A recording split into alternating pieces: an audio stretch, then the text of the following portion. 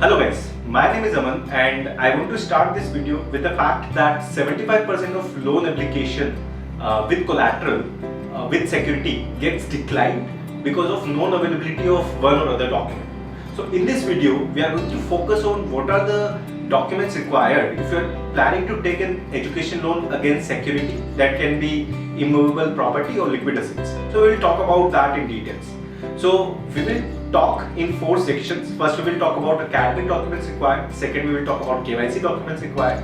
Third, we will talk about financial documents required. And fourth, we will talk about property or collateral documents required. So starting with academic documents, it's very simple. Whatever education you have done in the past, for example, if you are going for undergrad, then 10th, 12th mark sheet certificates are required. If you are going for masters, then undergrad certificate and mark sheet is required. If you are going for PhD, and if you have done masters, so all the education that you have done, all the certificates would be required. And banks do check the percentage, like for example, if your percentage in 10th and 12th are less than 50%, then some banks might have problem with that. Or if you have more than 20, 15 backlogs, then some banks might have problem with that. So all of these things get checked in the academic documents. Now second, KYC documents, it is required for both you and your co-applicant, whoever would be owning the collateral. As far as the KYC documents is concerned, it is Aadhaar card, PAN card, address proofs. These are the only 3 documents along with the photographs required for you as an applicant and your co-applicant. Third is the financial document that is required for your co-applicant. And good thing about loan based on security is that the exact amount that your co-applicant earns doesn't matter much, because at the end of the day, if you are taking a loan and if you are not repaying it on time, I hope that doesn't happen. But in that case, the bank always has an option to recover that money by selling the property or by selling the collateral. So still, but when you are applying for a loan and if your co-applicant earns, bank do ask for, let's say if you are salaried, then 3 month salary slip, 6 month bank statement, 2-year ITRs or Form 16. If you are self-employed, then 6 month current bank statement, PNL of your bank, and other business related documents are required. Now coming to property or collateral based documents. So first, under collateral, we will talk about property documents, that what are the property documents are required. Now some of these documents you must be hearing for the first time. If you are at your home along with your parents, then I will recommend you to ask your parents to sit with you to watch the further section of the video.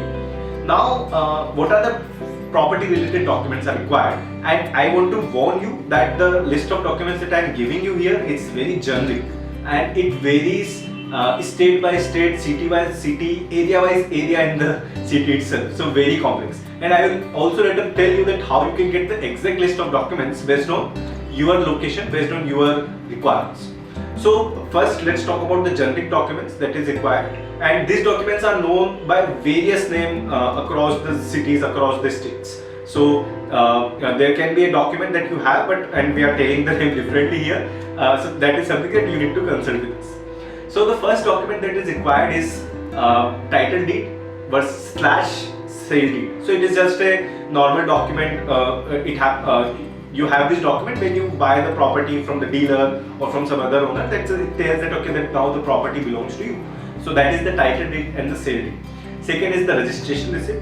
Third is the allotment letter that you get from the local governing body. The fourth is the chain deed.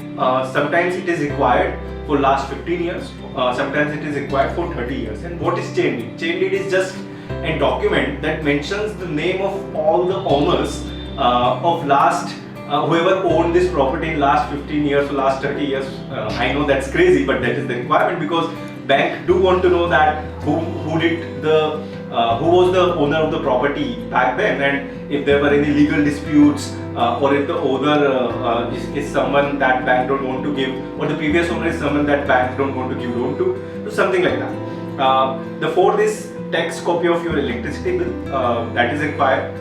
I'm sorry, that is the fifth. And the sixth is government approved building plan. Sometimes it also called the map of the property, that is required. And OC and completion certificate. Again, these documents are known by various names across the cities. and you will need to consult us to find out what is the name that it is known for in your city or your area. Now, these documents, sometimes it happens that you own the property, or you got inherited all of this property from your parents, grandparents, and along the way you have lost those documents.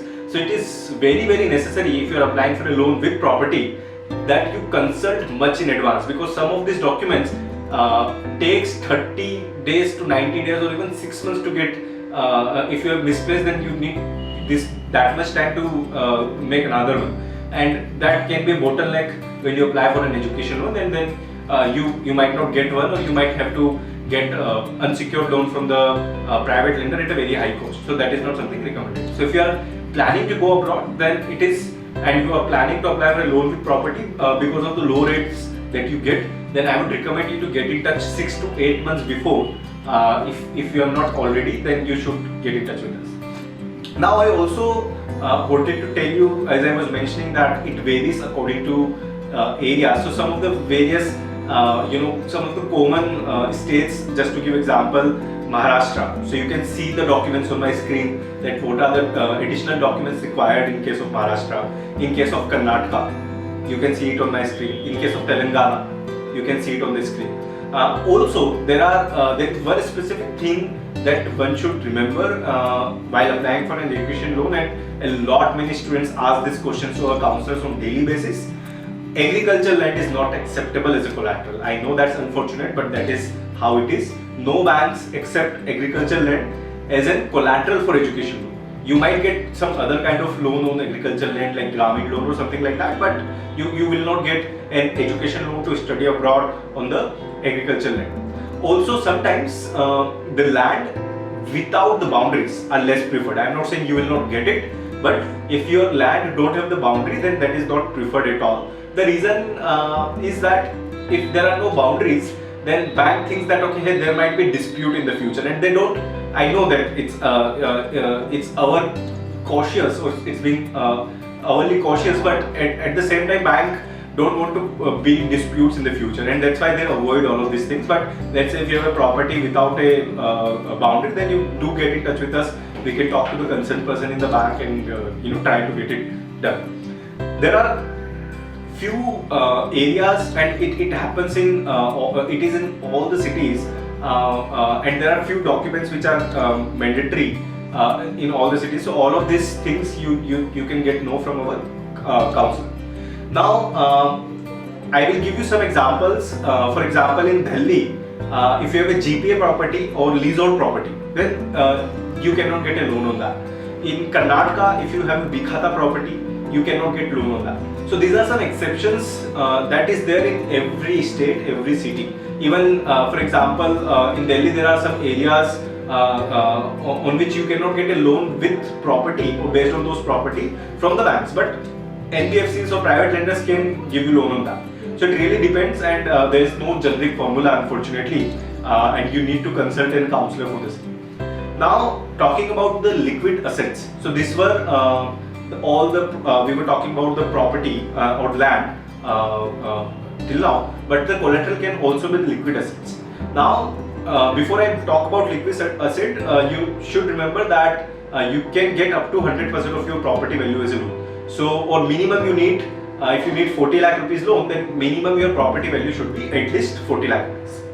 Now, talking about liquid assets, the FD, the fixed deposits, can be liquid asset, and you can get up to 100% of the value of FD. If you have a 50 lakh rupee FD, then you can get up to 50 lakh rupees based on that. You can also get loan on the insurance policy, but not on the cover value, but on the surrender value. So there is a difference. The cover value is the how much money you get if something happens to you, depending on insurance to insurance and kind of insurance. Surrender value is that if you have to close that insurance policy today, that is the money that you get. And every policy has some surrender value, specifically when most of the people take loans on LIC policies. So they clearly define what is the surrender value, and you can get up to 90 to 100% of the surrender value as the loan of the LIC policy. One thing I want to mention, you cannot take a loan on gold. Like the education loan on gold, you can take a gold loan on gold, and you can use it for educational purposes, but you cannot get an education loan on being gold as a collateral. And the last but not the least, government securities, government bond, that is also acceptable as collateral, but in my experience, I have not seen even 0.1% of the cases where people take loan based on government bonds. It's just maybe people are not aware, or not a lot of many people own such kind of bonds, or the value of that bonds are not that high to get abroad education loan. So this is what the requirements in terms of the documents was. I know it's a bit confusing. You can watch it again at a slow speed, note it down, or you can go in the description where we have explained it in more details. We have even explained the meaning of all the documents, as I mentioned, the chain deed, the sale deed, or the allotment letter. So how you can get it and everything is explained in the description below. You can also find loan eligibility check link, where you can check the eligibility and see how much money you can get based on what kind of collateral you own using that particular link. And last, once you apply for an education loan with collateral with Gyandhan, as I mentioned that we give you a customized document checklist. We ask you which city you live in, what kind of property you own, which area you live in, and based on that we will give you a customized document checklist. I want to be very upfront, it is again 95% of the documents that is needed. In every case we need to again come back to you and say that okay, these are the additional 5% of the documents or additional 2% of the documents that is required. So nobody can tell you exactly what exactly are the documents required, but we can tell you for sure 95 to 98% of the documents required, and a couple of documents or one document we can come back later and say that okay, this was an additional requirement. You also would be interested to know that once you give the documents, there are different kind of evaluation that happens on the collateral. Talking specifically about property or land, there are two kind of inspection that happens. One is the evaluation, where when an evaluator come and evaluate the value of the property based on how old the building is, how many cracks are there in the building, what cement was used, what is the structure. That is the valuation inspection, and the other inspection is the technical inspection, TIC, which is based on whether your house is being built as per the government map or not, as per the government policy or not, if your house is has all the measures that needs to be taken as per the government defined policy. So all of these things happens as well, and your education loan might get declined if you don't get pass in the technical evaluation, and if your value of the property which is not most of the times exactly same as the value that you hear, it is the government defined circle rates that they take into consideration while giving you the loan. So that's it for this video. We have made another video on specific Bank of Baroda education loan, SBI education loan, in which we talk in more details about the process and everything. Feel free to watch them, and I hope this video was helpful for you. And if you have any further question, please ask us in the comments or on the Gyandhan discussion forum. Thanks a lot.